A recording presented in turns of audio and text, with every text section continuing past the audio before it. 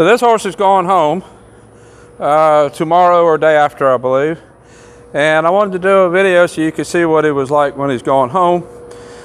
I put a link to the video that I first did when he came here. This horse was really bad when he came in. He was biting really bad about getting into space. I think this horse was spoiled pretty bad at one time. So I kind of worked on the spoil, but in the process, started giving him a job. And that job is, for him, is going to be to work cows. He is bred to work cows. That's what he's breeding. His bred is for, what he has been bred for. And in the process of teaching him to work cows and teaching him the rules of working cows, he's become a really nice horse.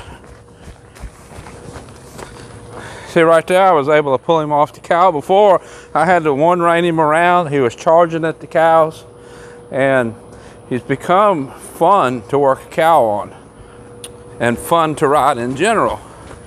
In the process, as we look working this one, in the process of giving him the job,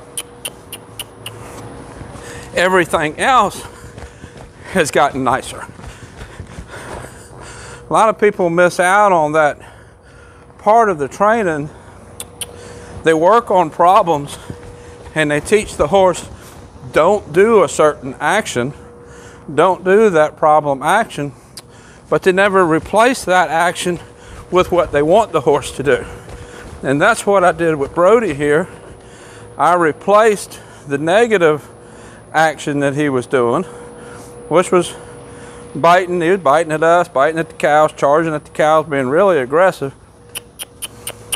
I replaced that with the positive action of working cows correctly, and he's become a really nice horse. He'll be going home, and he's gotten to the point where he's fun. They always go home when they're fun.